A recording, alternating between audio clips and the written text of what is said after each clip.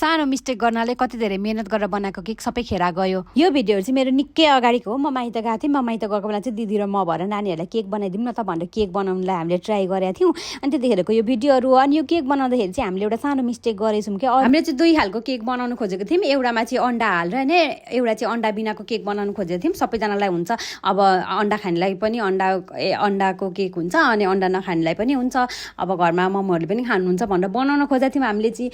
अनि तर यसमा चाहिँ मिस्टेक के भएछ भने हामीले चाहिँ तेल नै हाल्न बिर्सेछौँ क्या। तेल पनि मिक्सरमा हालेर घोलेर होइन, अब यो सुजीहरूलाई घोलेर अनि त्यसरी चाहिँ बनाउनु पर्ने, त्यसरी बनाउँदा चाहिँ हुने रहेछ। नभए सबै थोक हामीले राम्ररी नै गरिरहेको थियौँ, यसरी सबै थोक हेर्दै रिल्समा हेर्दै गरिरहेको थियौँ होइन।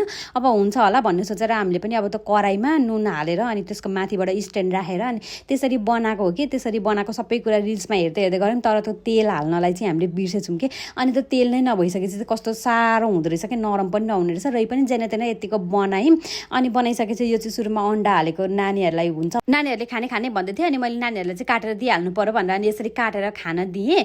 अनि खाना दिँदाखेरि चाहिँ अब सुरुमा चाहिँ मैले नानीलाई खुवाइदिएको कि के भन्छ थाहा छ, उसले चाहिँ यस्तो मिठो छ भन्दा रियाक्सन दिनुपर्छ क्या, सानो माउ भन्दै पुरा एक्टिङ गरी खाँदाखेरि मिठो छ भन्दै रियाक्सन दिइरहेको थियो। तर भरे चाहिँ मिठो थिएन भन्छ क्या। अनि त्यसपछि ठिकै भएको थियो। अनि यो अर्को अन्डा नहालेको केक त झन् के ल्यात्त पर्यो, के भयो, कस्तो नासै भयो। यत्रो धेरै चिजहरू, यति धेरै सामानहरूको नासै भयो क्या। कस्तो मिस्टेकले बिर्सेछौँ हामीले। दुइटै बनाउँदाखेरि नै हामीले तेल चाहिँ हालेनछौँ क्या। तेल पनि हालेर मजाले मिक्सरमा पिसेर अनि गर्नुपर्ने रहेछ। त्यति गर्दा चाहिँ हुने रहेछ। मैले पछि रिल्सहरूमा हेर्दाखेरि थाहा पाएको त्यो मिस्टेक भयो भनेर। अनि हजुरहरू पनि यस्तो मिस्टेक चाहिँ नगर्नु होला केक बनाउँदै हुन्छ भने। अनि योचोटिको त अब बनाउँदाखेरि बिग्रेर नाश भइहाल्यो। अब अर्कोचोटि बनाउँदाखेरि चाहिँ म राम्रोसँग रिल्सहरूलाई हेरेर होइन, सबै कुराहरू फलो गरेर म फेरि बनाउने कोसिस गर्छु। एकचोटि बिग्रियो भन्दैमा हार खानु हुँदैन नि त।